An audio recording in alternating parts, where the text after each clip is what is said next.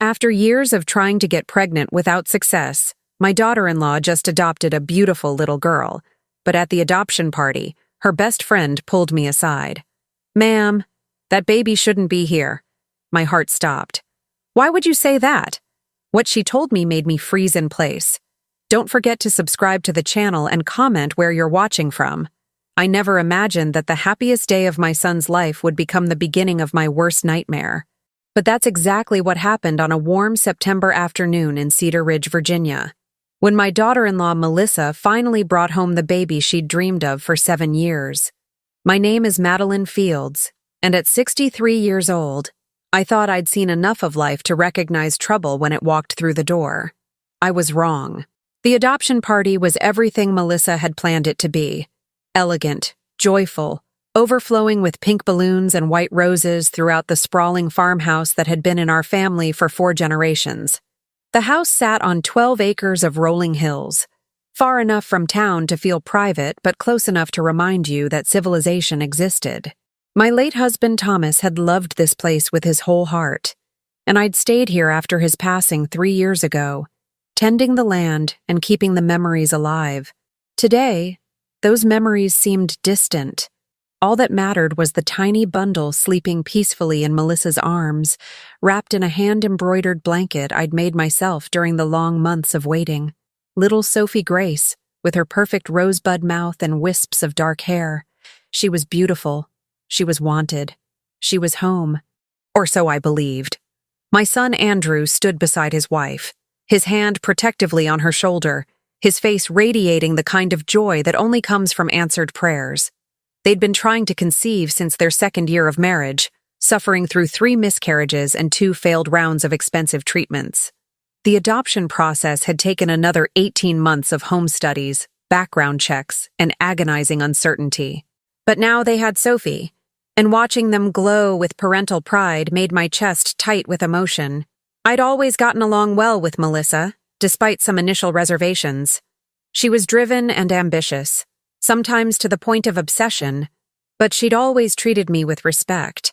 We'd bonded over gardening and old movies, and I'd come to think of her as the daughter I never had.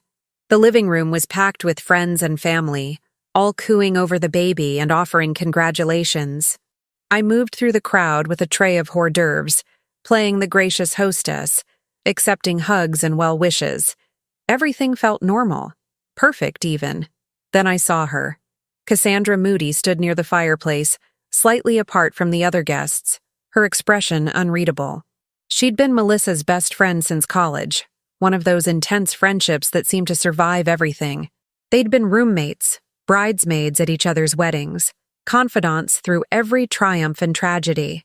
Cassandra had married 2 years after Melissa, and I knew she'd also struggled with infertility.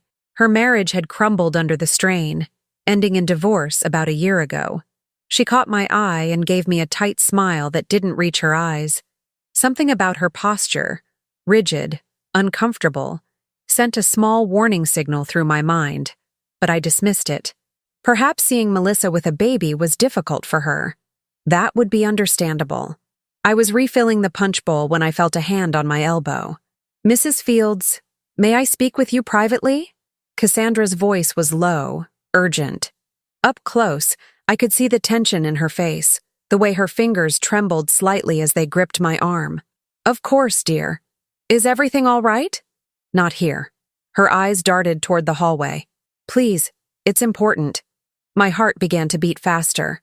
I set down the ladle and followed her through the crowd, down the hallway past the family photos and into my late husband's old study. She closed the door behind us with a soft click. "Cassandra, what's this about?" She turned to face me, and I saw something in her expression that made my blood run cold.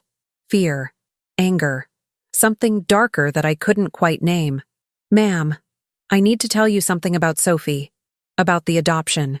She took a shaky breath. "That baby shouldn't be here." My heart stopped. The room suddenly felt too small, too hot. "Why would you say that?" "Because I saw something. 3 weeks ago, I was downtown near the courthouse, and I saw Melissa meeting with a woman, a young woman, maybe 22 or 23, holding a baby. They were in a coffee shop on Miller Street. That doesn't mean— I saw Melissa paying her. Cassandra's voice cracked. A thick envelope of cash. And the woman was crying, Mrs. Fields. Crying while she signed papers that Melissa provided. This wasn't done through an agency. This was under the table. Illegal. The word hit me like a physical blow. I gripped the edge of Thomas's old mahogany desk, needing something solid to anchor me. That's impossible. They went through a licensed agency. I saw the paperwork myself. Did you read it carefully? Did you verify it? Cassandra stepped closer, her eyes pleading. I'm telling you what I saw. Melissa paid that woman to hand over her baby and sign away her rights. But that's not even the worst part. My mouth went dry. What else? I followed them. I know I shouldn't have, but something felt wrong. They went to a parking garage and I heard them arguing. The woman was having second thoughts, saying she couldn't do it. She wanted her baby back. Cassandra's voice dropped to a whisper. And Melissa threatened her, Mrs. Fields. She told that woman if she tried to back out, if she went to the authorities, Melissa would make sure she never saw that baby again. She'd make sure the woman was declared unfit, that she'd lose custody permanently and face criminal charges for trying to extort money. The room spun. I had to sit down in Thomas's old leather chair, my legs suddenly unable to support me. That can't be right. Melissa wouldn't— I know how it sounds. I know she's your family. But I also know what I saw and heard. Cassandra knelt beside the chair, her eyes desperate. That woman was terrified. She gave up her baby because she was scared and probably desperate for money. And then Melissa made sure she'd be too frightened to ever come forward. I stared at this woman I'd known for years, trying to reconcile her words with everything I knew about my daughter-in-law. Melissa could be intense, yes. Competitive, sometimes ruthless in her career as a real estate attorney. But this? This was criminal. This was monstrous. Why are you telling me this? Why not go to the police yourself? Cassandra stood abruptly, wrapping her arms around herself. Because I don't have proof. I didn't take pictures. I didn't record anything. It would be my word against hers. And Melissa is an attorney with connections. She'd destroy me. Her voice hardened. But your family. You have access to their house, their documents. You can find the truth. You can make this right. What do you expect me to do? Find that woman. Find out if this adoption was legal, and if it wasn't— She met my eyes. Save that baby before this whole thing explodes and ruins everyone's lives. Before I could respond, the door burst open. Melissa stood in the doorway, Sophie in her arms, her smile bright and false. There you are, Madeline, people are asking for you. And Cassandra, Andrew was looking for you. He wants to show you the nursery. Her tone was light, friendly even, but I saw the way her eyes moved between us, calculating, assessing. She'd noticed our absence. She'd come looking. We were just chatting, I managed, rising from the chair on shaky legs. I'll be right out. Melissa's gaze lingered on Cassandra for a moment too long, and I saw something flicker across her face. Suspicion? Warning? Don't be too long. We're about to cut the cake. She turned and walked away, her heels clicking on the hardwood floor. Cassandra and I stood in silence for a moment. Finally, she leaned close and pressed something into my hand, a folded piece of paper. That's the address of the coffee shop where I saw them. Miller Street Cafe. Start there. Ask around. Find the truth, Mrs. Fields, before it's too late. She left before I could respond, leaving me alone in the study with my racing heart and the paper burning in my palm. I unfolded it slowly. Written in Cassandra's neat handwriting was not just the cafe address, but a name. Nellie. Young, blonde, maybe 5'4", wearing a green jacket, looked exhausted. I stood there for a long moment, listening to the sounds of celebration drifting down the hallway. Laughter, music, the clinking of glasses. Everyone out there was celebrating a miracle, a family completed, a dream fulfilled. But all I could hear was Cassandra's voice. That baby shouldn't be here. I folded the paper and slipped it into my cardigan pocket. Then I took a deep breath, smoothed my hair, and walked back toward the party, my mind already racing with questions I wasn't sure I wanted answered. As I passed through the doorway, I caught Melissa watching me from across the room, Sophie still cradled against her chest. Our eyes met for just a second, and in that brief moment, I saw something that made my blood run cold. She knew I'd been told something, and she was already planning her next move. The party continued around me, bright and loud and false, while inside my chest, my heart hammered out a single terrified question. What had I just become part of? And what would I find if I started digging into my own family's secrets? The cake was cut. Champagne was poured. Photos were taken.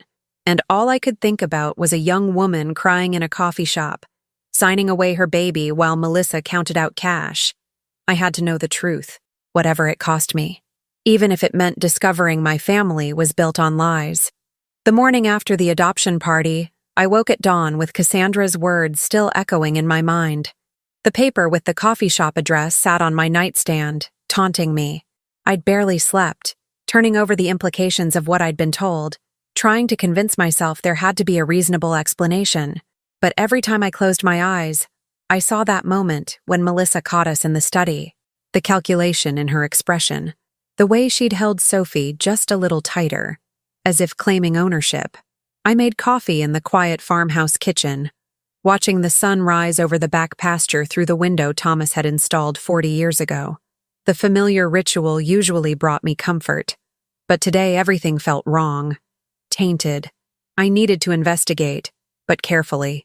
If Cassandra was mistaken, or worse, lying, I could destroy my relationship with Andrew and Melissa over nothing.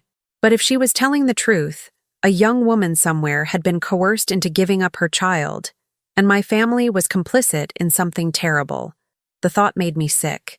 By 9 o'clock, I'd made my decision. I would drive into town, visit the Miller Street Cafe, and ask a few discreet questions. If I found nothing, I could let this go. If I found something, I didn't let myself finish that thought. I was putting on my coat when my phone rang. Andrew. Mom, good morning. Listen, Melissa and I were hoping you could come over this afternoon.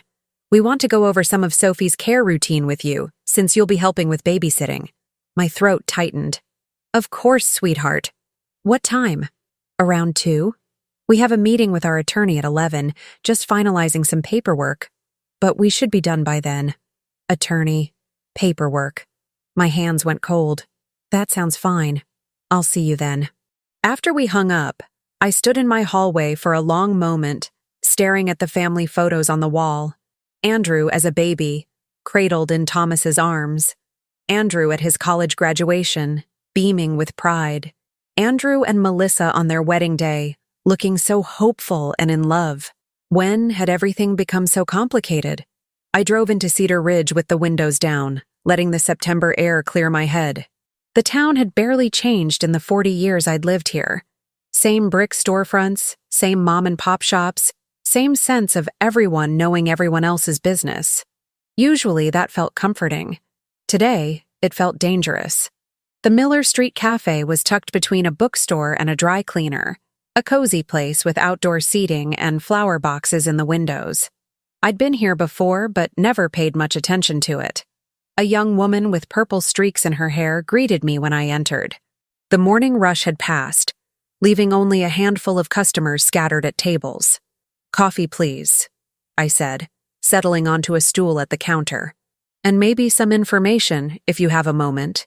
She poured my coffee with a practiced hand. Information about what? I'm looking for someone. A young woman. Early 20s, blonde, about 5'4". She would have been here about 3 weeks ago, meeting with another woman. There was a baby involved. The barista's expression shifted immediately. Guarded, wary. We get lots of customers. Hard to remember specific ones. This would have been memorable. There was paperwork being signed.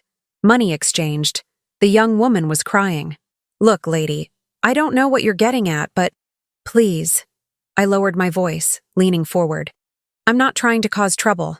I'm trying to help someone. A young mother who might have made a decision under pressure. The barista studied me for a long moment, then glanced toward the back. My manager might remember something. She was working that day, but she doesn't come in until this afternoon. Can you tell me anything? Anything at all? She hesitated, wiping the counter unnecessarily. Finally, she spoke, her voice barely above a whisper. There was a girl. I remember because she was sobbing so hard she could barely breathe. The other woman, older, professional-looking, kept pushing papers at her, talking really fast and quiet. I almost called my manager, but then they left. My heart was pounding. Did you hear a name? Anything? The professional woman called the young one Nellie at one point. That's all I caught. She paused. Look, the girl seemed really messed up. Desperate. The kind of desperate where you make bad choices because you don't see any other option, you know? I knew exactly what she meant. Thank you, I managed. If your manager remembers anything else, could you call me? I scribbled my number on a napkin and slid it across the counter with a $20 bill. She pocketed both without comment.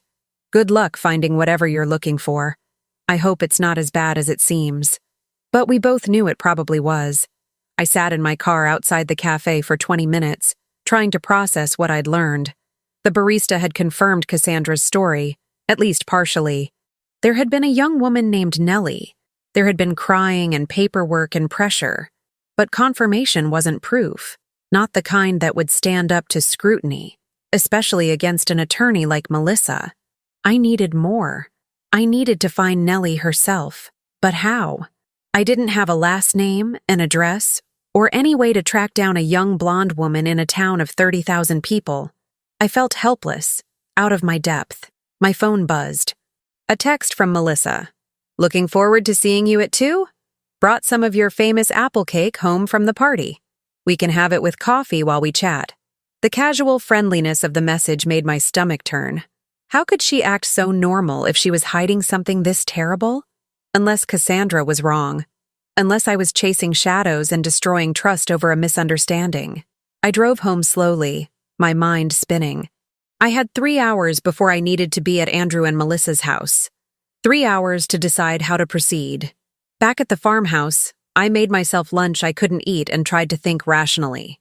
If this adoption was legitimate, there would be documentation, court orders, agency records, everything legal and above board. If it wasn't legitimate, Melissa would have created false documentation. She was an attorney, after all. She'd know how to make things look proper while hiding the truth underneath. I needed to see those documents. Really see them. Not just glance at them the way I had when Andrew first told me about the adoption being finalized. At 1:30, I drove to their house, a beautiful colonial in one of Cedar Ridge's newer developments, all granite countertops and hardwood floors. The kind of place that screamed success and stability. Melissa answered the door with Sophie on her hip, looking every inch the perfect mother in designer jeans and a soft sweater.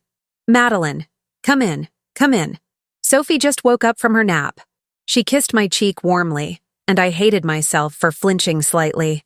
Andrew appeared from the kitchen, wiping his hands on a towel. Hey, Mom. Coffee's ready. We settled in their living room, Sophie content in a bouncer between us. The baby was beautiful, alert, making small cooing sounds that tugged at my heart. Whatever else was true, this child was innocent. So, Melissa began, pulling out a folder. We wanted to go over Sophie's schedule with you. Feeding times, nap routine, that sort of thing. Since you'll be watching her when we both have to work. She handed me the folder, and my hands trembled slightly as I took it. Inside were carefully organized sheets, feeding schedules, pediatrician information, emergency contacts, and underneath, clipped together, were adoption documents. I thought you might want copies of everything, Melissa said smoothly, just to have on hand, in case anyone ever asks questions while you're caring for her. Was that a warning? Or was I reading menace into innocent words? I scanned the documents quickly. They looked official. Agency letterhead, legal language, court stamps. Everything appeared legitimate. But then I noticed something odd. The agency's address was listed as a P.O. box, not a physical location, and the signature of the birth mother was barely legible, just a scrawled initial. This agency, I said carefully, Happy Beginnings Adoption Services.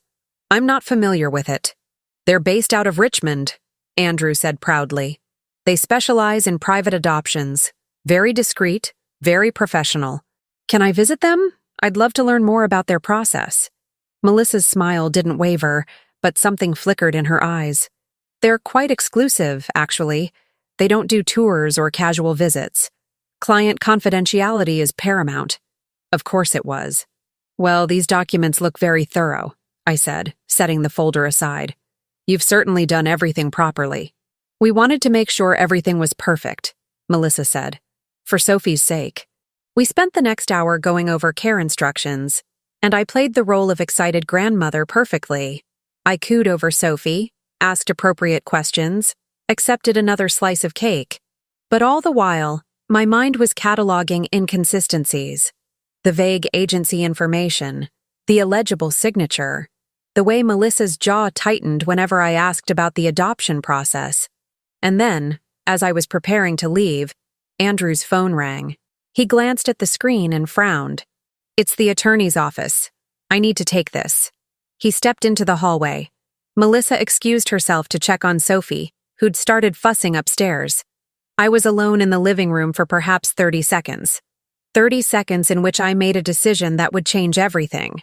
I pulled out my phone and quickly photographed every page in that adoption folder. My hands shook so badly I nearly dropped the phone twice, but I managed to capture everything before slipping it back into place. Andrew returned, looking troubled. That was weird. The attorney's office said they received a request for our adoption files from someone claiming to be conducting a welfare check. They wanted to confirm we hadn't initiated it. Melissa came down the stairs, her expression sharp. A welfare check? From whom? They didn't say. Just wanted to verify it wasn't from us. It wasn't, Melissa said firmly. Someone's fishing for information about our family. Her eyes slid to me for just a fraction of a second, and in that moment, I knew. She suspected me. Or at least suspected someone close to the situation was asking questions. How strange, I managed. Who would do such a thing? I can think of one person, Melissa said coldly. Cassandra called me this morning, asked some very pointed questions about where we found Sophie. I told her it was none of her business, but clearly she's not letting this go. My blood ran cold. Cassandra had contacted them directly? What was she thinking? Why would she care? Andrew asked, confused. Jealousy, Melissa said simply. She's always been competitive with me, and now that she's divorced and childless, she can't stand to see me happy. She's trying to create problems where none exist. The way she said it, so calm, so rational, made it sound absolutely plausible. Andrew nodded, buying the explanation completely. But I saw the steel beneath Melissa's pleasant expression. This was a warning, delivered through Cassandra but meant for anyone who might question her. I left shortly after, my mind reeling. In my car, I pulled out my phone and looked at the photos I'd taken of the adoption documents. Something about them felt wrong, but I couldn't quite identify what. I needed help. Professional help. Someone who could examine these documents and tell me if they were legitimate or forgeries. But who could I trust? As I drove home through the gathering dusk, my phone rang. An unknown number. Mrs. Fields? This is Detective Leona Meyer with Cedar Ridge Police. I need to speak with you about a matter concerning your daughter-in-law's recent adoption. Would you be available to meet tomorrow morning? The world tilted sideways. Why are you... Someone filed a complaint this afternoon, ma'am. An anonymous tip suggesting irregularities in the adoption. Since you're listed as an emergency contact for the child, I need to interview you. Can you come to the station at 9 a.m.? I gripped the steering wheel with my free hand. Yes, I'll be there. Good. And Mrs. Fields? Don't discuss this with anyone else in your family. Not yet. Do you understand? I understand. The call ended, leaving me alone with my racing thoughts and the terrible knowledge that whatever I'd set in motion by visiting that cafe, by asking those questions, was now spiraling beyond my control. Someone had called the police. Cassandra? The barista? Someone else entirely? And tomorrow morning I'd have to decide how much truth to tell a detective about my own family's secrets. Secrets I was only beginning to understand myself. I pulled into my driveway as full darkness fell, the farmhouse windows dark and unwelcoming. Inside, I'd be alone with my thoughts and fears. counting down the hours until I had to face questions I didn't know how to answer. But one thing had become crystal clear. I was now part of this investigation, whether I wanted to be or not. And the secrets I uncovered might destroy everything my family had built. I didn't sleep that night. Instead, I sat at my kitchen table until 3 a.m, studying the photographs I'd taken of the adoption documents on my phone, zooming in on every detail, every signature, every stamp. Something was wrong with them. I could feel it in my bones, the way I used to sense when Andrew was lying to me as a boy, but I couldn't identify exactly what. At 7 a.m., I gave up on sleep entirely and made strong coffee. My appointment with Detective Meyer was at 9, and I needed to decide what I was going to say. The truth could destroy my son's happiness, but lies could destroy an innocent young woman's life and possibly put Sophie in danger if this adoption was truly illegal. I was still wrestling with my conscience when my doorbell rang at 8:15. Cassandra stood on my porch, her face pale and drawn, dark circles under her eyes. "We need to talk," she said without preamble. "Before you go to the police." My stomach dropped. "How did you know about that?" "Because I'm the one who called them." She pushed past me into the house, her movements jerky and agitated. "I had to, Mrs. Fields. After Melissa called me yesterday and threatened me." "She threatened you?" Cassandra laughed bitterly. "Oh, she was very careful about it. Very lawyerly. She said if I continued spreading malicious rumors about her family, she'd sue me for defamation and make sure I never worked in this town again. She has connections, Mrs. Fields. She could do it." I closed the door slowly, my mind racing. "So you went to the police?" "I filed an anonymous complaint, but then I couldn't sleep, couldn't stop thinking about what I'd done. So I'm here to tell you the complete truth before you talk to that detective." She met my eyes, and what I saw there made my blood run cold. "Because there's more. Things I didn't tell you at the party." My legs felt weak. I sank into a chair. "What things?" Cassandra sat across from me, her hands twisting together. "After I saw Melissa with that woman at the cafe, I became obsessed with finding out the truth. I know I shouldn't have, but I followed Melissa multiple times over the next week." "You followed her?" "I saw her meet with the same young woman twice more. Different locations each time. Once at a park, once in the parking lot of a grocery store.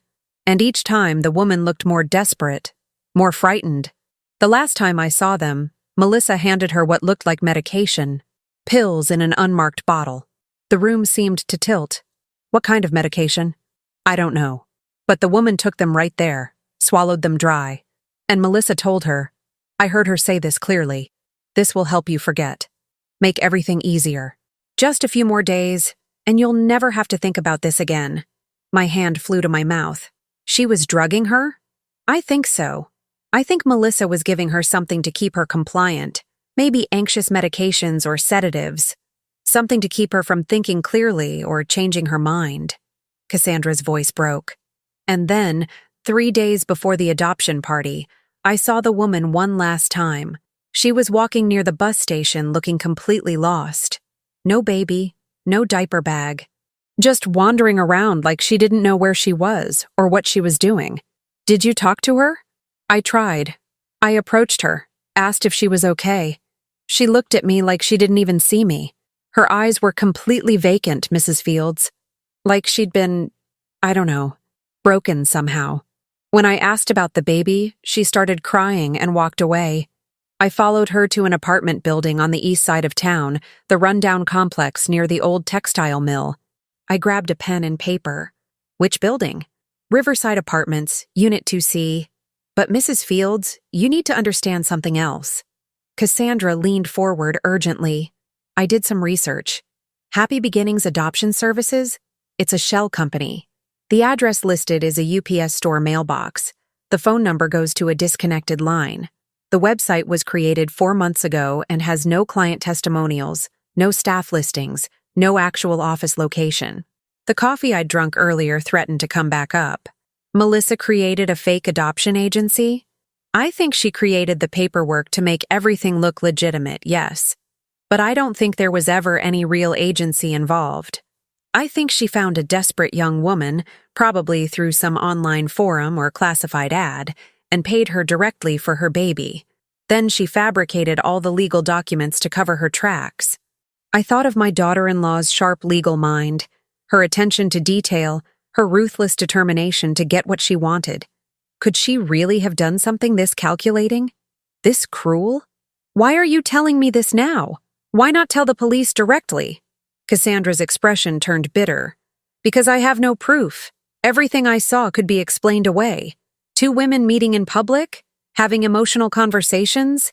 That could be anything. The fake agency? Melissa could claim she was scammed by someone else who set it up.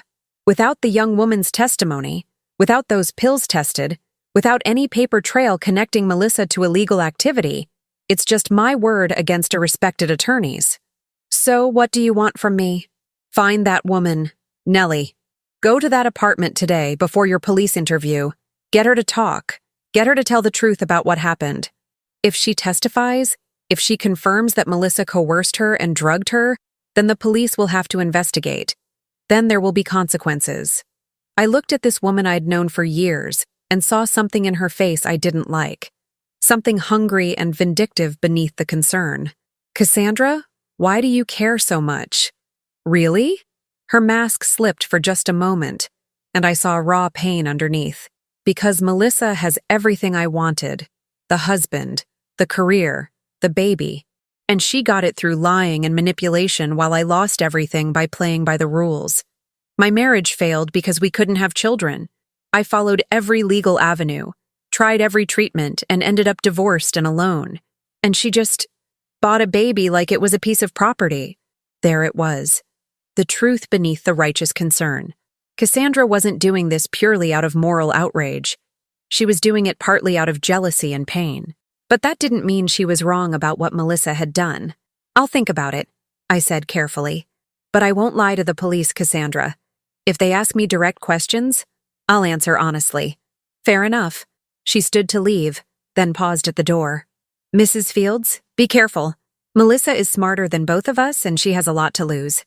People do dangerous things when they're cornered. After she left, I sat in my kitchen for a long time, watching the clock tick toward 9 a.m.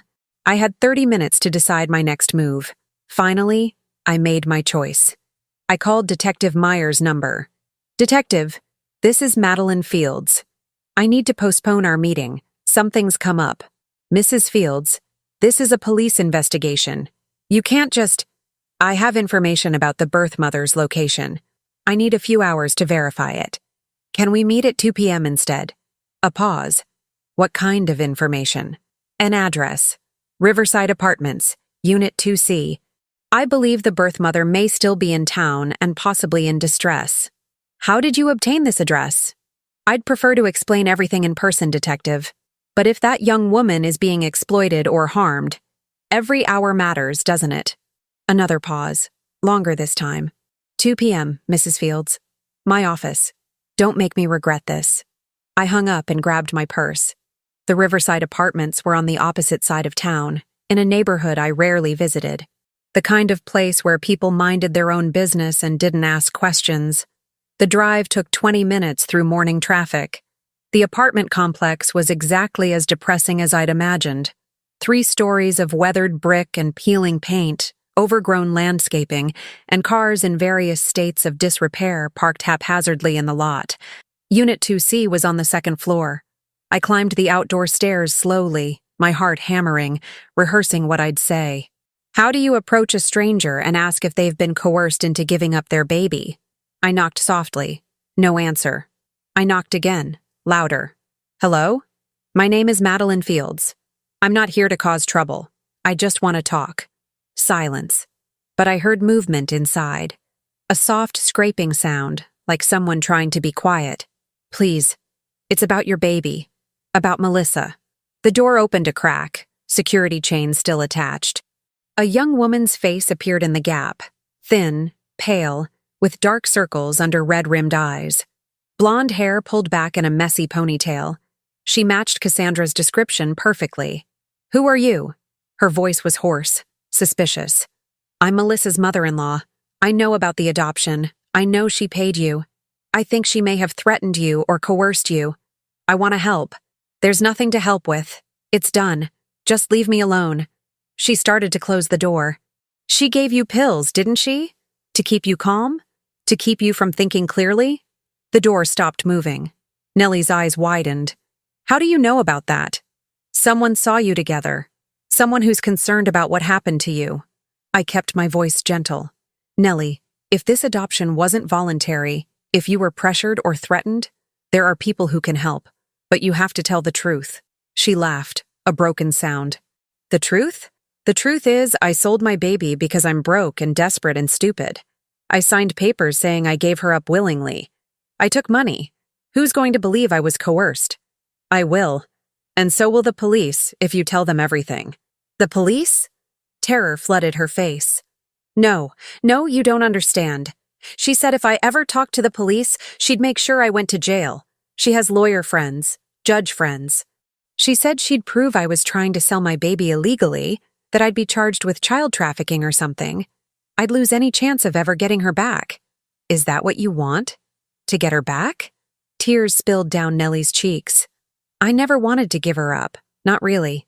But I lost my job 6 months ago. Got evicted from my last place. I was living in my car when I found that ad online. Help a loving family, it said. Just meet with them, hear them out. The money she offered? Her voice broke. $5,000. Enough to get a new apartment, get back on my feet. I thought I'd do it and then fight to get custody back later.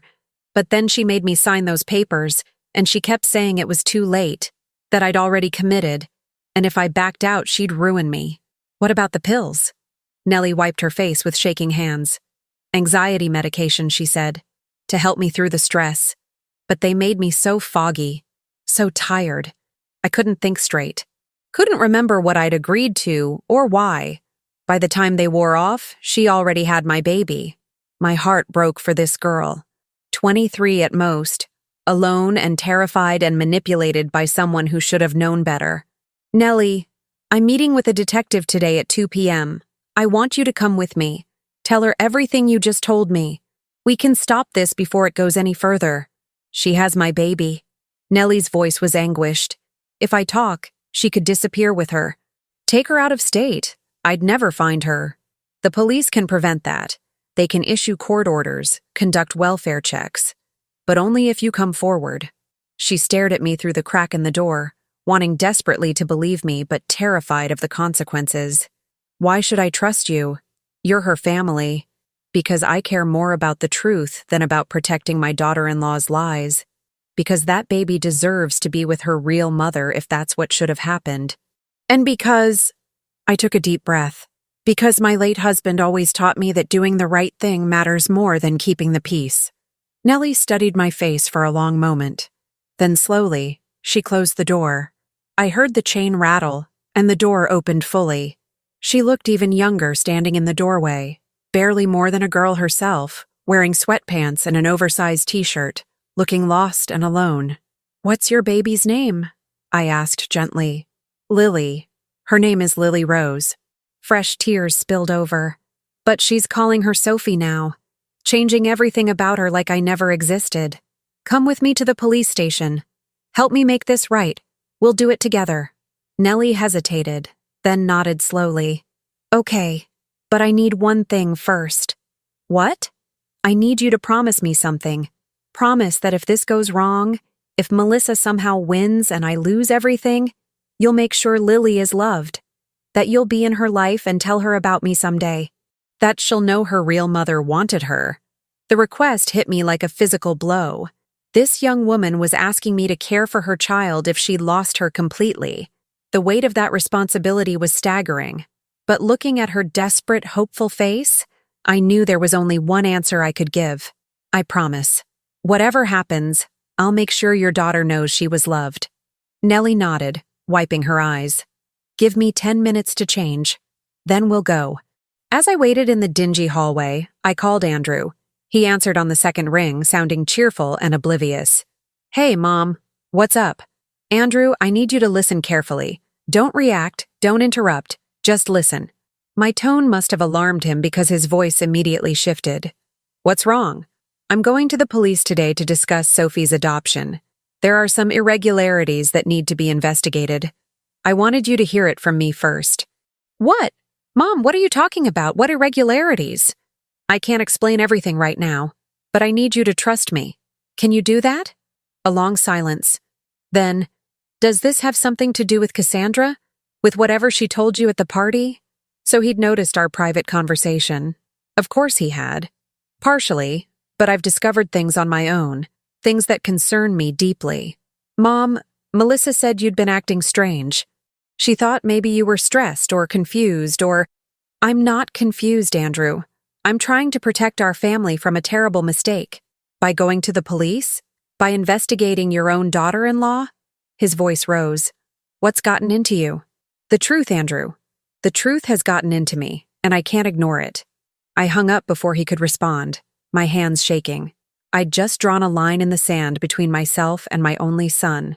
There would be no going back from this. Nellie emerged from her apartment, wearing jeans and a clean shirt, her hair brushed and her face washed. She looked terrified but determined. Ready? I asked. No, but let's go anyway. We walked to my car together, two women from completely different worlds, united by a single purpose, exposing the truth about what Melissa had done. I didn't know it yet, but in that moment, everything changed. The investigation I'd started was about to explode into something far bigger and more dangerous than I'd imagined, and Melissa had already begun fighting back.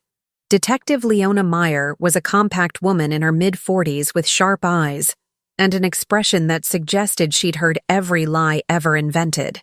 She listened to Nellie's story in her small office at the Cedar Ridge Police Department, taking notes methodically and asking pointed questions.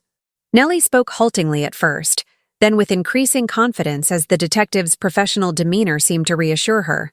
She described the online advertisement, the initial meeting with Melissa, the escalating pressure, the money, and the pills that had made everything blur together. Do you still have any of those pills? Detective Meyer asked. Nellie shook her head. I took the last one 4 days ago. Before that, I'd been taking them for almost 2 weeks. And you never asked what they were? Never saw a prescription bottle? She said they were just anxiety medication. Generic stuff. She had them in a little Ziploc bag. Maybe 20 pills total. She told me they'd help me stay calm during the transition period. Meyer made another note. And the money? How was it delivered? Cash. All of it. $5,000 in $100 bills in a manila envelope. She gave it to me the day I signed the papers. Which papers, specifically? Nellie described them. Surrender of parental rights, consent to adoption, a notarized statement claiming she was making the decision freely and voluntarily, all prepared by Melissa herself. And the notary? Meyer asked. Did you recognize them? No. Some woman Melissa brought with her. She barely looked at me, just stamped the papers and left. Meyer leaned back in her chair, studying both of us. Mrs. Fields, what made you decide to investigate this adoption? I explained about Cassandra's revelation at the party, my visit to the cafe, and my growing suspicions about the documentation. I showed her the photographs I'd taken of the adoption papers. She examined them on my phone, her expression darkening. These are concerning. The agency information is vague, and some of these stamps look irregular. She looked up. I'm going to need to verify a few things. This could take several hours. Are you both willing to wait? We nodded.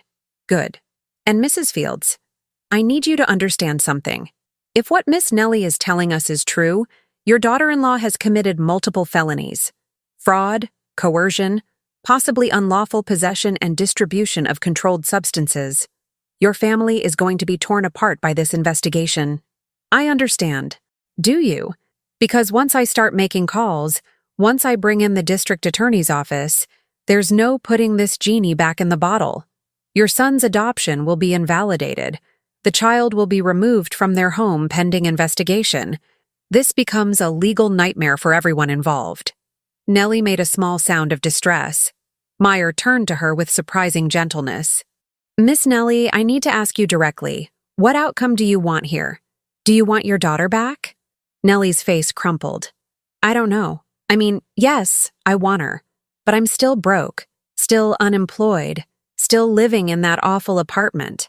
How can I provide for her? Maybe she's better off with them if they love her and can give her everything I can't. That's not the question, Meyer said firmly. The question is whether you were given a fair choice. Whether you made this decision freely or under duress. If it's the latter, the law says that adoption is invalid, regardless of the potential parent's ability to provide. But what happens to Lily while this is being investigated? Nellie asked desperately. Where does she go? Temporary foster care, most likely, until we determine the legal status of the adoption and assess your situation. The thought of little Sophie, Lily, being placed with strangers made my heart ache.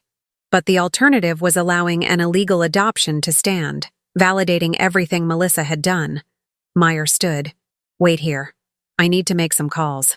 After she left, Nellie and I sat in uncomfortable silence. Finally, she spoke. You didn't have to do this. You could have just stayed quiet, let your son be happy. At what cost? Your daughter was taken from you through manipulation and possibly drugs. That's not happiness built on anything solid. But now everyone suffers. Your son, his wife, you, me, Lily, everyone loses. We lose in different ways, I said quietly. But at least we lose while standing on the truth. Before Nellie could respond, the office door burst open. But it wasn't Detective Meyer. It was Melissa. She stood in the doorway in a tailored suit, her expression cold and controlled, with Andrew right behind her looking confused and betrayed. Madeline, what have you done? Detective Meyer appeared behind them. Mrs. Melissa Fields, I'm going to need to ask you to wait outside. This is an active investigation. Investigation into what, exactly? Melissa's voice was ice. Into my legal adoption of my daughter? Based on what evidence? The word of this woman? She pointed at Nellie with barely concealed contempt. A woman who willingly signed away her parental rights, took money for her child, and is now experiencing buyer's remorse? Melissa, I started. No, you don't get to speak. She turned on me with fury I'd never seen before. You betrayed us. You went behind our backs, listened to lies from Cassandra, who is clearly unstable and jealous, and now you're trying to destroy our family. For what? Some misguided sense of justice? Andrew stepped forward, his face pale. Mom, please. Tell me this is a misunderstanding. Tell me you didn't actually bring charges against my wife. I didn't bring charges. I brought truth. There's a difference. Truth? Melissa laughed harshly. You want truth? Fine. Yes, I found Nellie through an online forum. Yes, I paid her directly instead of going through an agency. Do you know why? Because agencies have waiting lists that are years long. Because they charge $40,000 and still don't guarantee a placement. Because my husband and I have been trying to have a child for 7 years, and I was not going to let bureaucracy and red tape stand between us and becoming parents. You drugged her, Nellie said quietly. You gave me pills to keep me compliant. I gave you anxiety medication, with your consent, to help you through a stressful process. You could have refused them at any time. You threatened me, said you'd have me arrested if I changed my mind. I explained the legal reality. Once you signed those papers, you'd committed to the adoption. Trying to back out after taking payment would constitute fraud on your part. I was protecting my family from being scammed. Meyer held up her hand. Mrs. Melissa Fields, I'm going to stop you right there. Anything else you say should probably be said with an attorney present. I am an attorney, detective, and I know my rights. This entire investigation is based on hearsay and the unreliable testimony of a woman who willingly gave up her child for money. You have no physical evidence of coercion, no proof of illegal activity, nothing that would stand up in court. She was right, I realized with sinking dread. Without those pills to test, without witnesses to the threats, it was just Nellie's word against Melissa's. And Melissa was a respected attorney while Nellie was a struggling young woman with a clear financial motive. Meyer seemed to be thinking the same thing. Nevertheless, these allegations are serious enough to warrant investigation. I'm going to need you to surrender all documentation related to the adoption, including the original signed papers and any communication records with Miss Nellie. Of course, I have nothing to hide. My attorney will deliver everything to you by end of business today. Melissa turned to me, her voice dropping. But you, Madeline, you've crossed a line you can't uncross. You've chosen this stranger over your own family. I want you to think very carefully about that choice because it's going to cost you everything. Is that a threat? Meyer asked sharply. It's a statement of fact. Melissa looked at Andrew. Tell her. My son met my eyes, and what I saw there broke my heart. Disappointment, betrayal, anger. Mom, if you pursue this, if you really believe Melissa did something criminal, then you're calling my judgment into question. You're saying I married someone capable of stealing a child. Do you really believe that about me? About us? Andrew, I believe your wife was desperate and made terrible choices. That doesn't make you complicit. It makes me complicit if I stay with her, doesn't it? If I defend her? His voice cracked.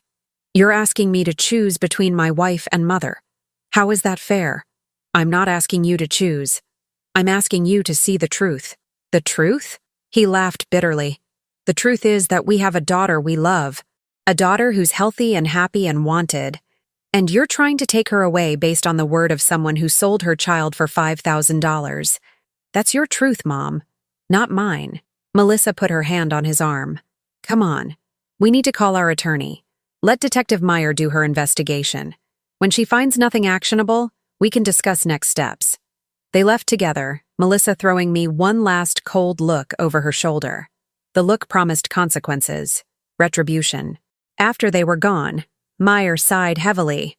Mrs. Fields, I have to be honest with you.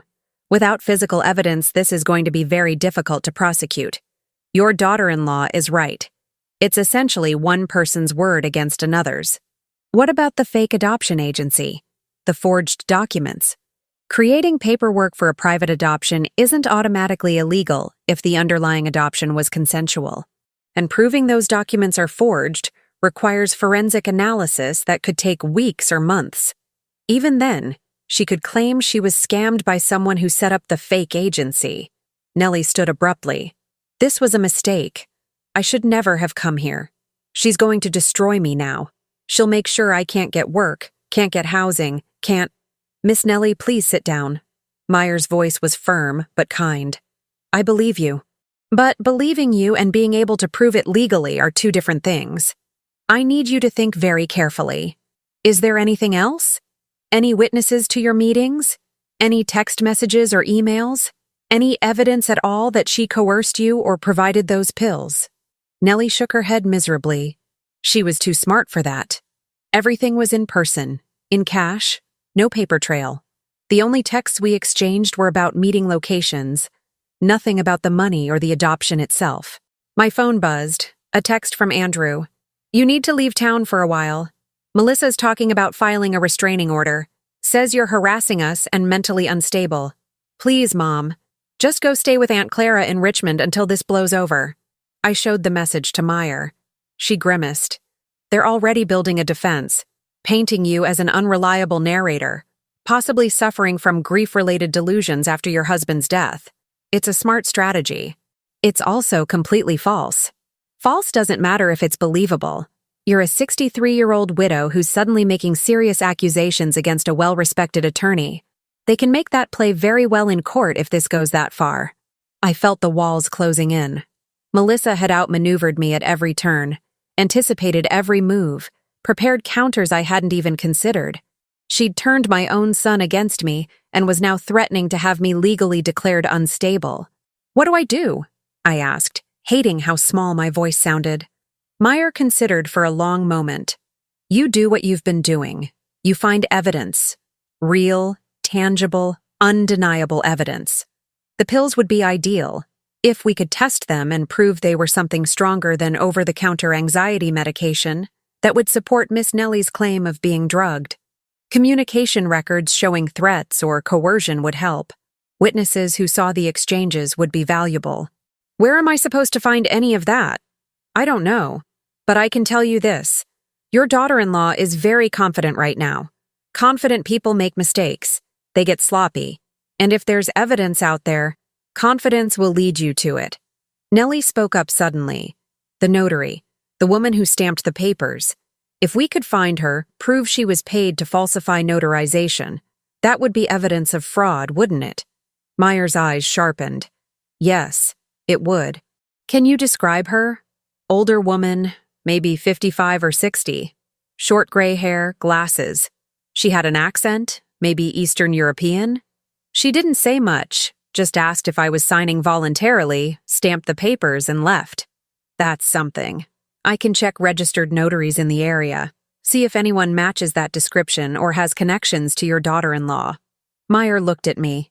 But Mrs. Fields, you need to be very careful from here on out. If Melissa files that restraining order, if you violate it, you could be arrested. Do you understand? I understood perfectly. I was walking a tightrope now, trying to expose the truth while my daughter-in-law systematically destroyed my credibility and turned my family against me. We left the police station together, Nellie and I, stepping out into bright afternoon sunshine that felt wrong somehow. The world should have been dark and stormy to match the chaos in my life. What now? Nellie asked. Now we find that notary, and we find proof that Melissa did what we know she did. How? I thought about my farmhouse, about the files and documents I'd accumulated over 40 years of living in Cedar Ridge, about the networks of people I knew, the favors owed, the connections that came from being part of a community for decades. Melissa might be a smart attorney, but I'd lived here my whole adult life. I knew this town and its people in ways she never could. Leave that to me, I said. But Nellie, I need you to do something for me. What? Write down everything, every detail about your interactions with Melissa, every conversation you can remember, dates and times and locations, everything, even things that seem irrelevant. Write it all down while it's fresh. Why? Because if this goes to court, you'll need to testify. And the more detailed your account, the more credible you'll be. She nodded slowly. Okay, I can do that. I drove her back to her apartment, my mind already racing ahead. I needed evidence. I needed allies. And I needed to move fast before Melissa's legal maneuvering locked me out completely. As I pulled away from Riverside Apartments, my phone rang again. An unknown number. Mrs. Fields, this is Carol Brennan. I'm the manager at Miller Street Cafe. My employee said you came by asking questions about a customer? My heart rate picked up. Yes. About 3 weeks ago. A young woman meeting with... I know who you mean. And I have something you might want to see. Security camera footage. We keep it for 30 days before it gets automatically deleted. But tomorrow's day 30. If you want it, you need to come tonight. I'll be there in 20 minutes. I hung up and made an illegal U-turn, hope surging through my chest for the first time since this nightmare began. Melissa thought she'd covered all her tracks. But she'd forgotten about something every modern business has. Cameras, recording everything, preserving truth whether we want it preserved or not. I drove toward the cafe with my hands gripping the steering wheel, knowing I was about to see evidence that would either condemn my daughter-in-law or prove my family right about me being delusional. Either way, after tonight, there would be no more uncertainty, only truth, hard and unavoidable and permanent. The cafe manager, Carol Brennan, was a no-nonsense woman in her 50s who led me to a cramped back office without small talk. She gestured to a computer screen showing a grid of security camera feeds. I pulled the footage from September 22nd around 2 p.m. based on what my employee told me. You'll want to see this. She clicked play, and I watched grainy black and white footage of the cafe's interior. There, at a corner table, sat Melissa in a business suit, leaning across toward a young woman holding a baby. Even in the poor quality video, I could see Nellie's body language. Hunched, protective, uncertain. Carol fast-forwarded. Here's where it gets interesting. Melissa pushed an envelope across the table. Nellie hesitated, then took it, glancing inside. Her face crumpled. Melissa said something, sliding papers across the table. Nellie shook her head, clutching the baby tighter. Then Melissa pulled something from her purse, a small Ziploc bag. Even on the grainy footage, I could see pills inside. She placed them next to the papers, speaking urgently. Nellie looked at the pills, then at her baby, then back at Melissa. Can you zoom in? I asked. Carol clicked a few buttons. The image pixelated but grew larger. I could clearly see Melissa's lips moving, her expression hard and uncompromising. Nellie was crying now, silent tears streaming down her face. "There's audio too," Carol said quietly. "Not great quality, but you can make out some of it." She unmuted the feed. Through the ambient cafe noise, I heard fragments. Melissa: "Only chance. Better life. Can't provide." Nellie: "Not sure. Need more time." Melissa: "Already agreed. Legal consequences. Child services would find you unfit anyway."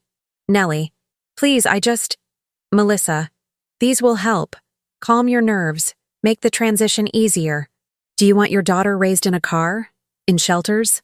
The cruelty of it turned my stomach. Melissa wasn't just coercing Nellie. She was destroying her psychologically, attacking her at her most vulnerable point. On screen, Nellie took one of the pills dry, her hands shaking as she held her baby close. Melissa pushed the papers forward again. This time, Nellie signed them, her whole body shaking with sobs. "I need a copy of this footage," I said, my voice hoarse. "Already made you one." Carol handed me a USB drive. "Mrs. Fields, I don't know the whole story here, but what I saw on that video, that's not right. That's predatory. Whatever you need this for, I hope it helps." I clutched the drive like a lifeline. "Thank you. You have no idea what this means." "Actually, I do. I gave up a baby for adoption when I was 17. Open adoption, all legal and above board. But I still remember how vulnerable I felt, how easy it would have been for someone to manipulate me." Her expression hardened. "Nobody should prey on desperate mothers. Nobody." I drove home through the darkness, the USB drive in my purse feeling like it weighed 1,000 pounds. This was it. Concrete evidence of Melissa's coercion. But I needed to be smart about how I used it. I couldn't just hand it to Detective Meyer and hope for the best. Melissa would mount a defense, claim the video was taken out of context, that the pills were harmless and offered with good intentions. I needed to orchestrate a moment where she couldn't spin or manipulate the truth. A confrontation. A public one. With witnesses who couldn't be dismissed or silenced. I thought about Andrew, about how he'd looked at me in the police station. The betrayal in his eyes had cut deeper than any of Melissa's threats. My son thought I'd lost my mind. That grief over losing Thomas had twisted my judgment. I needed to show him the truth in a way he couldn't deny. By the time I pulled into my driveway, I had a plan. Risky, possibly foolish, but the only path I could see forward. I called Andrew. He answered after 4 rings, his voice cold. "Mom, Andrew, I need you to do something for me. I need you to trust me one more time. After what you did today, after you tried to have my wife arrested?" "I didn't try to have anyone arrested. I reported concerns about an adoption that appeared irregular. There's a difference." "Is there?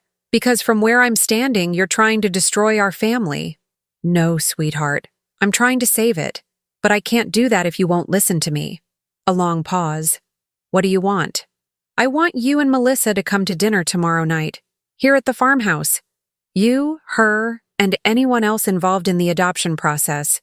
The attorney who handled your paperwork, if possible." "Why would we do that?" "Because I'm going to show you something. Something that will explain everything. And after you see it, if you still think I'm wrong, if you still believe Melissa did nothing improper, I'll back off completely. I'll apologize publicly, accept whatever consequences she wants to pursue, and never speak of this again. And if we don't come, then I take what I've found directly to the district attorney's office and let the legal system sort it out. But I'd rather do this as a family first. Give you a chance to see the truth privately before it becomes public." I could hear muffled conversation. Andrew talking to Melissa, probably. Finally, he came back on the line. 7 p.m. tomorrow. Just us, though. No attorneys, no police. Agreed. And Andrew. Bring Sophie. She should be here too. Why? Because this is about her future, her truth. She deserves to be present for it, even if she won't remember. Another pause. Fine. 7 p.m. After we hung up, I sat in my dark kitchen and let myself feel the weight of what I'd just set in motion. Tomorrow night, I would either prove my daughter-in-law was a criminal and destroy my son's marriage, or I would be proven wrong and lose my family entirely. There was no middle ground anymore. I spent the next day preparing meticulously. I called Detective Meyer and explained my plan. She was skeptical, but agreed to be available by phone if needed. I called Nellie and asked her to be ready to come to the farmhouse if I contacted her. Then I called someone I hadn't spoken to in months, my late husband's best friend, Judge Raymond Porter, now retired but still respected in the legal community. Madeline, it's been too long. How are you holding up? Not well, Ray. I need your help with something, and I need you to keep it confidential until tomorrow night. I explained everything: the adoption, the coercion, the video evidence. Ray listened without interrupting, his silence somehow more powerful than any response. And you want me there tomorrow as a witness? He finally asked. I want you there as someone Andrew trusts, someone who can verify what we see, who can't be dismissed as a delusional old woman or a vindictive family member. Will you come? Of course. Thomas would never forgive me if I let you face this alone. At 6:30 the next evening, I set the dining room table with my good china, the set Thomas and I had received as a wedding gift 40 years ago. I put out the silver candlesticks, made my mother's pot roast recipe, and tried to ignore the way my hands trembled. Ray arrived first, giving me a supportive hug. Whatever happens tonight, Madeline, you're doing the right thing. I hope so. Andrew and Melissa arrived at exactly 7, Sophie in a carrier. My son's face was neutral, carefully blank, while Melissa's expression was cold and controlled. She wore a business suit like armor, her hair pulled back severely, every inch the confident attorney. Mom. Andrew kissed my cheek stiffly. We're here, now what? Now we eat dinner like a family, and then we talk. Melissa started to protest, but Andrew put a hand on her arm. Let's just get this over with. Dinner was excruciating. Forced small talk and long silences punctuated by Sophie's occasional coos. Ray kept the conversation moving with questions about Andrew's work, Melissa's latest cases, anything to fill the terrible quiet. Finally, the plates were cleared. I brought coffee to the living room where I'd set up my laptop connected to the television. Okay, Mom, Andrew said. We've played along. What do you want to show us? First, I need to tell you something. I looked at my son, willing him to really hear me. Andrew, you know I loved your father with everything I had. You know that when he died, I thought about giving up, selling this place, moving away, just disappearing into grief. Mom, what does this have to... Let me finish. You know what stopped me? The values he taught us. Honesty, integrity, doing the right thing even when it's hard, especially when it's hard. I turned to Melissa. I know you think I'm attacking you out of malice or confusion, but I'm doing this because I love my son too much to let him build his family on lies. Melissa's jaw tightened. There are no lies. You've invented a narrative based on gossip and misunderstanding. Then you won't mind watching this video. And if I'm wrong, if it shows nothing concerning, I'll apologize right now and accept any consequences you want. I clicked play. The cafe footage filled the screen. Everyone watched in silence as Melissa pushed the envelope of cash across the table, as she produced the pills, as Nellie's resistance crumbled under the weight of threats and manipulation. Can't provide. Melissa's voice crackled through the speakers. Legal consequences. Child services would find you unfit anyway. Andrew's face went pale. He looked from the screen to his wife, confusion and dawning horror in his eyes. Melissa, what is this? It's edited, she said quickly. Taken out of context.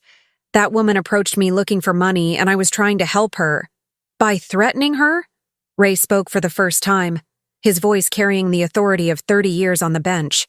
By telling her she'd lose her child permanently if she didn't cooperate? That's not help, Melissa.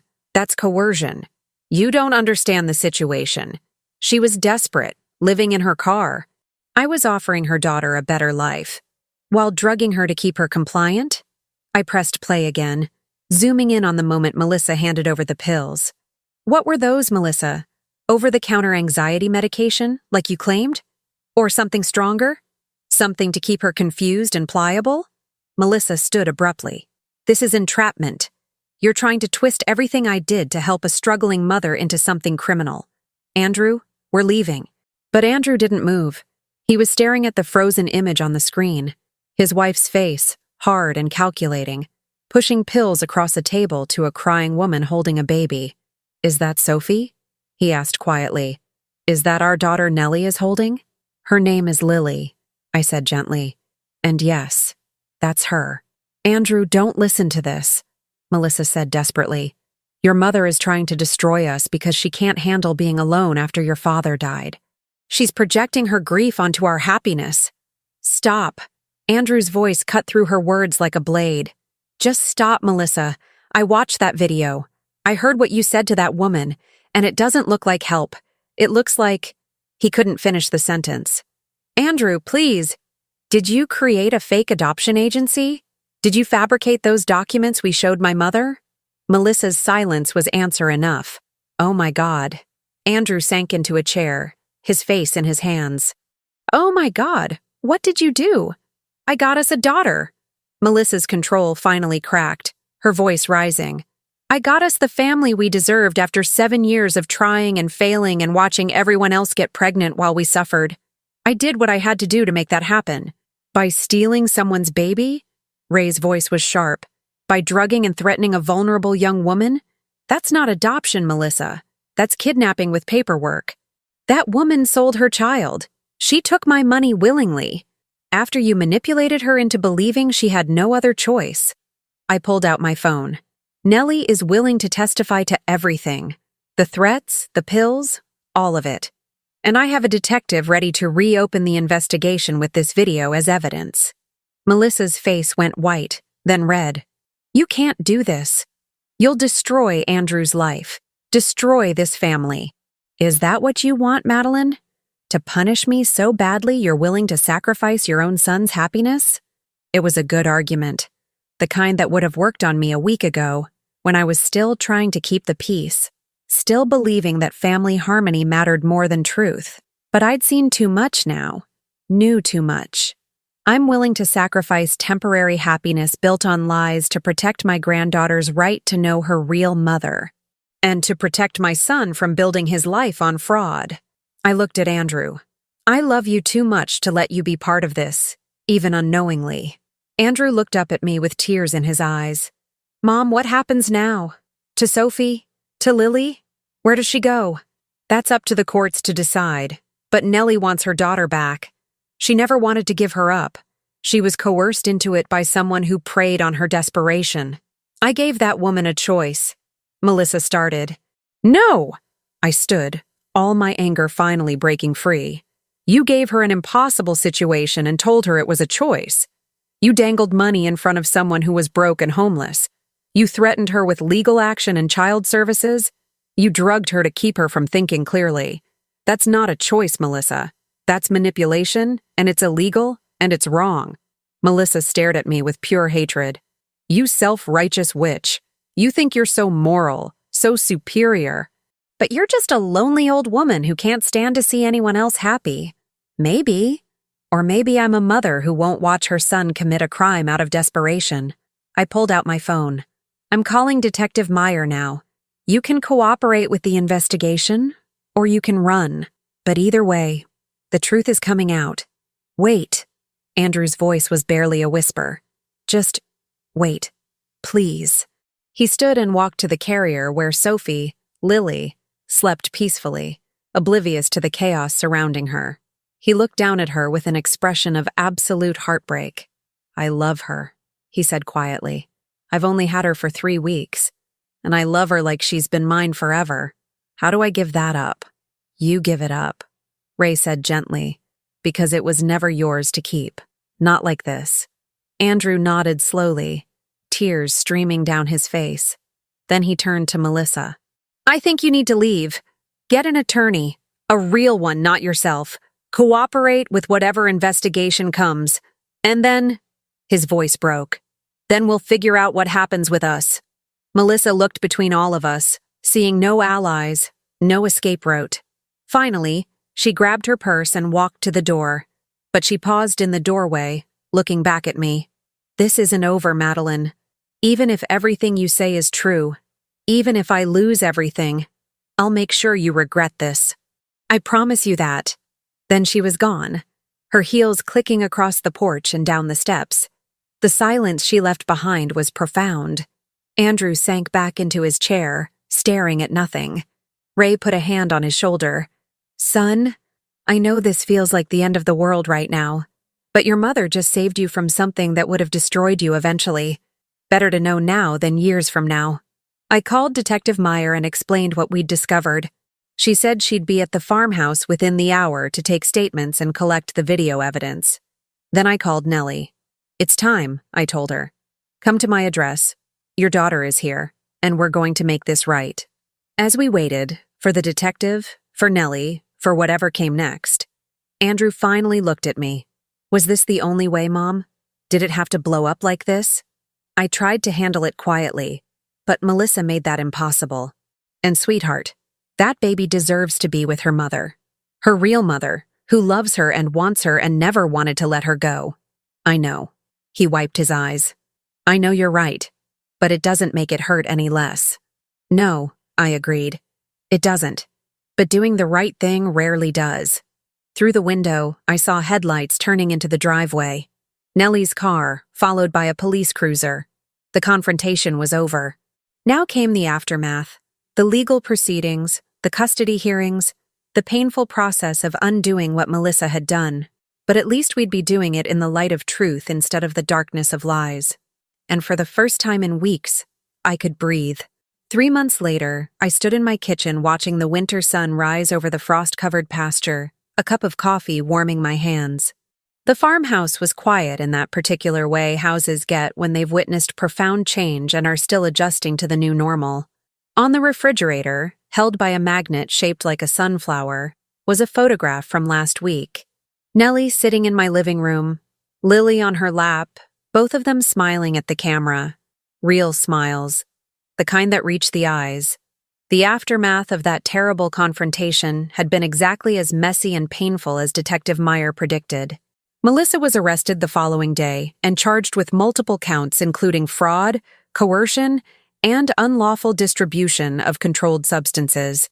The pills she'd given Nellie tested positive for a prescription sedative far stronger than anything available over the counter, something that required Nellie to take them regularly to avoid withdrawal symptoms, keeping her in a fog throughout the supposed transition period.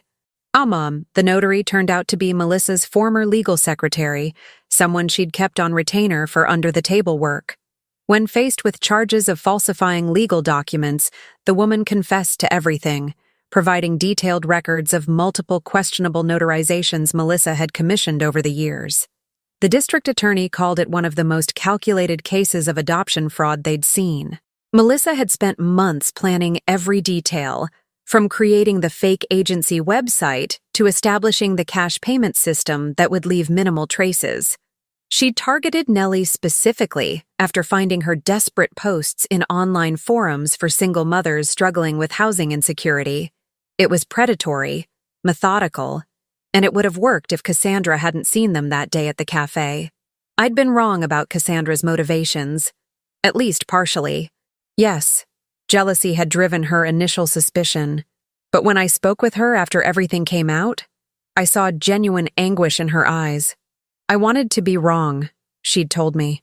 I wanted to believe I was just being bitter and seeing things that weren't there, but I couldn't let it go. Not after I saw that woman's face. We'd met for coffee at Miller Street Cafe. A deliberate choice, returning to where the truth first emerged.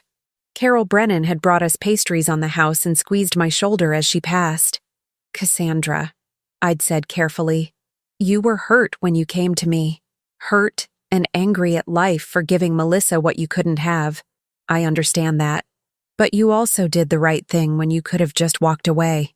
Would you have believed me if I'd told you everything from the start? All my suspicions without having followed Melissa myself? I'd thought about that. Probably not. I would have written it off as grief over your divorce, or jealousy, exactly like Melissa claimed. That's why I had to gather information first. Make sure I wasn't just seeing what I wanted to see." She'd looked down at her coffee. "I'm in therapy now, dealing with my infertility, my divorce, All of it. And my therapist asked me something interesting. If Melissa had adopted legally, through proper channels, would you still have been jealous? And the answer is yes. But I wouldn't have investigated. I wouldn't have followed her or made accusations. She'd met my eyes. It was the wrongness I sensed that drove me, not just the envy. Both things were true. I'd appreciated her honesty. People are complicated, motivations mixed. She'd done the right thing for imperfect reasons, which still made it the right thing. Andrew had moved back into the farmhouse 2 weeks after that confrontation. He couldn't stay in the house he'd shared with Melissa, couldn't sleep in the nursery they'd prepared together. The divorce proceedings were ongoing, complicated by the criminal charges and the question of whether he'd known about Melissa's illegal activities. He hadn't, of course. The investigation cleared him completely. But the guilt remained. Guilt that he'd been so desperate for a child that he'd ignored warning signs, hadn't asked harder questions about the adoption's unusual speed and privacy. I wanted it so badly, he'd told me one night, sitting at this same kitchen table where I now stood with my coffee. Wanted to be a father so badly that I let myself believe everything was legitimate. Even when things seemed off, I told myself Melissa was just being thorough, being smart. You trusted your wife. That's not a character flaw, Andrew. It is if it makes you blind. We'd sat in silence for a while. The old farmhouse creaking around us in the familiar ways Thomas used to say were just the bones settling. Mom, can I ask you something? When you first started investigating, when you went to that cafe and started asking questions, were you scared? Terrified, I'd admitted. Scared of what I'd find, scared of being wrong, scared of losing you. But you did it anyway. Because not knowing seemed worse than knowing. And because that young woman deserved someone to fight for her, even if it cost me everything. Andrew had nodded slowly. Dad would have been proud of you. The words had made me cry, something I'd been doing a lot in those weeks. Crying for my son's pain, for Nellie's trauma, for little Lily caught in the middle of adult failures. But also crying with relief that the truth was finally out, that we could begin healing instead of festering in lies. The custody hearing had taken 6 weeks to resolve. Nellie's attorney, provided pro bono by a legal aid organization, argued that the original adoption was invalid due to coercion and fraud, making Nellie's parental rights intact. Melissa's attorney, expensive and aggressive, tried to claim that Nellie had willingly surrendered her child and was now experiencing buyer's remorse. But the video evidence was damning. The pills were damning. The fake agency documentation was damning. And Nellie's testimony, halting but honest, was heartbreaking. Judge Catherine Williams, a woman I'd known socially for years, had watched all the evidence with an expression of increasing distress. When it came time for her ruling, she'd removed her glasses and addressed the courtroom directly. This case represents a profound betrayal of trust. Adoption is meant to serve the best interests of children who need families and birth mothers who cannot provide care. It is not meant to serve the interests of people wealthy enough to bypass legal protections. Miss Nellie was vulnerable, desperate, and exploited by someone who should have known better, someone sworn to uphold the law, not manipulate it for personal gain. She'd ruled that the adoption was invalid and that Lily would be returned to Nellie's custody immediately, with supervised visitation to ensure Nellie had adequate support systems in place. I'd offered that support, offered it without hesitation, knowing it might seem strange to help the woman who'd taken my son's child away. But Nellie hadn't taken anything. Melissa had stolen from both of them, and they were both victims of her desperation. Nellie had moved into the farmhouse's guest cottage, a small 2-bedroom structure Thomas had built years ago for his aging parents. It had been empty since his mother passed, and I'd never quite known what to do with it. Now it housed a young mother and her baby, and suddenly the property felt alive again in ways I'd forgotten were possible. We'd established a routine over these months. I helped with childcare while Nellie attended court-mandated parenting classes and job training programs. She was learning medical billing and coding, something she could do remotely, something that would provide stability. In return, she helped me maintain the property, weeding the garden beds I could no longer reach easily, cleaning gutters, splitting firewood for the winter. We'd become something like family, bound by trauma, but choosing to build something better from it. Andrew struggled with it initially. How could I help the woman whose return meant he lost his daughter? But gradually, he began to see what I saw. A young woman who loved her child fiercely, who'd been broken by circumstance and manipulation, who was fighting daily to become the mother Lily deserved. And slowly, painfully, he began to heal. Last week, he'd come to dinner, something he'd been doing twice weekly, gradually rebuilding his relationship with both me and with normal family life. Nellie had joined us, Lily babbling happily in her high chair. "She's growing so fast," Andrew had said quietly, watching the baby try to grab at her food. 15 months now, Nellie had replied, getting into everything. That's the age when they really start developing personalities, becoming real little people. They'd talked about developmental milestones and teething remedies, and I'd watched something shift between them. Not forgiveness exactly, that would take more time, but recognition. Recognition that they'd both loved the same child, both wanted what was best for her, and both been victimized by the same woman's desperation. "Nellie," Andrew had said as he was leaving, "I know this is complicated. I know I have no legal right to anything regarding Lily, but if you'd ever be comfortable with it, I'd like to be part of her life, not as a parent, just as, I don't know, someone who cares about her." Nellie had considered this carefully. "Let me think about it. I'm not saying no, but I need to make sure I'm making decisions for the right reasons, not out of guilt or obligation." That's fair. It was fair. It was mature. It was two people trying to navigate an impossible situation with grace and honesty. A week later, Nellie had given her answer. Supervised visits once a month, here at the farmhouse, with the understanding that Lily would know Andrew as a family friend, not a parent. Not now. Possibly not ever. But not a stranger either. It wasn't what Andrew had dreamed of, but dreams built on lies never survive contact with reality. This morning, as I finished my coffee and began preparing breakfast, I heard footsteps on the cottage's front porch. Nellie emerged with Lily on her hip, both bundled against the December cold. "Morning, Madeline," she called. "Is that oatmeal I smell?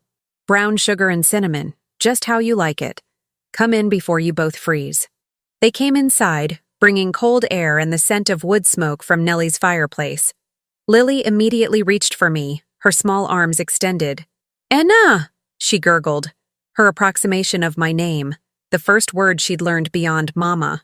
I took her, feeling the solid weight of her, the trust. This child didn't know the chaos that had surrounded her first year, didn't know about the crime and the court battles and the broken adults fighting over her future. She just knew warmth and safety and people who loved her. Maybe that was enough. Maybe that was everything. "Andrew is coming for dinner tonight," I told Nellie as we settled around the kitchen table. "He's bringing that chicken casserole he knows you like.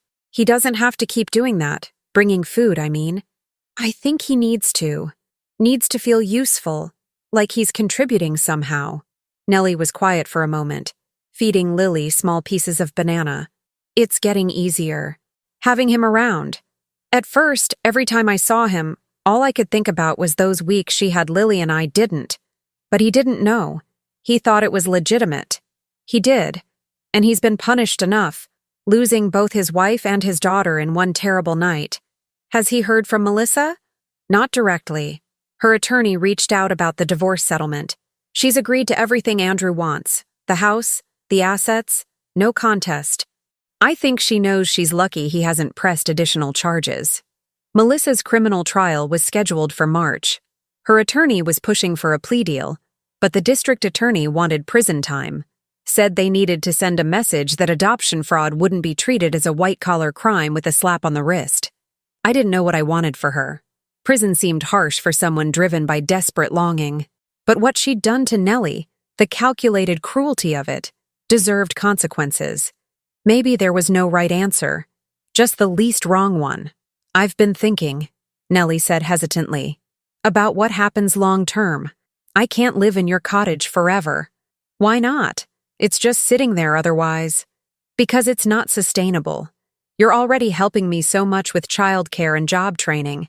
I need to build my own life, my own independence." What if I told you I had a proposal? I'd been thinking about this for weeks, weighing it carefully. What if I deeded you the cottage, made it legally yours? Nellie's eyes widened. Madeline, I couldn't possibly. Let me finish. I'm 63 years old, alone in a farmhouse that's too big for one person. Thomas and I always imagined this property filled with family, with life. You and Lily could give it that. And in return, you'd maintain the property, help me as I age, be the family I thought I'd lost. That's too much. It's what I need, I said firmly. Not charity, not pity. A mutually beneficial arrangement that gives Lily stability and gives me purpose beyond tending an empty house. Nellie's eyes filled with tears. Why are you doing this? After everything that happened, after all the pain my situation caused your family, because you didn't cause that pain, Melissa did. And because I've learned something these past months, I reached across the table and took her hand. Age doesn't make you wise automatically, but it does give you perspective, if you let it. And my perspective is that holding on to bitterness and blame serves no one. Building something new, something honest, that's what matters. Lily banged her spoon on the high chair tray, demanding attention. We both laughed, the tension breaking. Okay, Nellie said softly. Okay, I'll accept. But on one condition. What's that?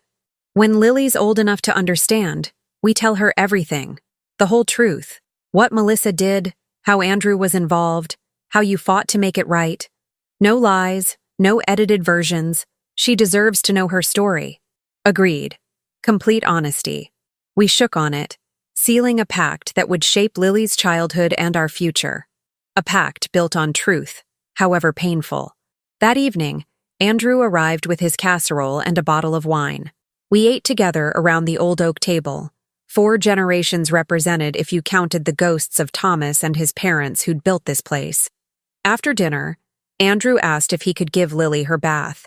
Nellie hesitated, then nodded. They disappeared upstairs together, Andrew's deep voice mixing with Lily's delighted shrieks at the splashing water. I sat with Nellie on the back porch, wrapped in blankets against the winter cold, watching the stars emerge. Do you think he'll be okay? She asked. Really okay, eventually? I think so. He's stronger than he knows. Than I knew, honestly. But it'll take time. And us? You and me and Lily trying to build something here? I think we'll be fine. Better than fine. She was quiet for a long moment. I never thanked you properly. For believing me when you had every reason not to. For fighting for me when it cost you your son's trust. You don't need to thank me for doing what was right. Still, most people wouldn't have. Most people would have chosen family loyalty over a stranger's truth. I thought about that. About the choice I'd made that day in the cafe, asking questions that would unravel everything. About the moment I'd decided truth mattered more than peace. Maybe, I said, but I couldn't live with myself if I'd stayed silent.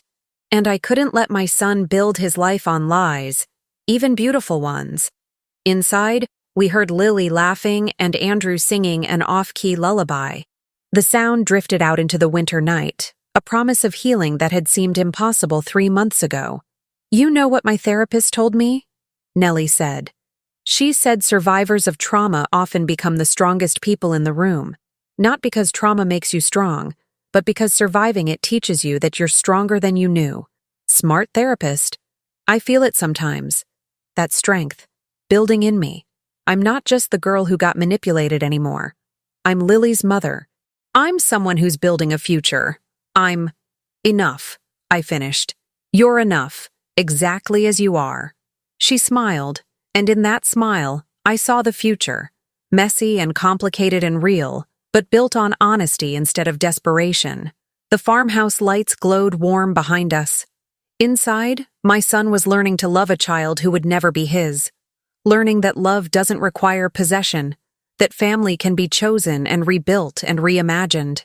And I sat on the porch my husband built, knowing he'd be proud of what I'd done, knowing that standing up for truth, even when it shattered everything familiar, was what he'd taught me through 40 years of marriage. Age had given me this wisdom, that comfort built on lies always crumbles eventually. That the hard right choice is still the right choice. That family isn't just blood and law, but the bonds we forge through shared truth and mutual care. The stars wheeled overhead, constant and ancient and unimpressed by human drama. But here on this porch, in this moment, with this fragile new family taking shape around me, I felt something I hadn't felt since Thomas died. Hope. Real and solid and earned. The kind that survives winter and emerges stronger in spring. The kind worth fighting for, no matter what it costs. Now tell me, what would you have done if you were in my place? Let me know in the comments. Thank you for watching, and don't forget to check out the video on your screen right now. I'm sure it will surprise you.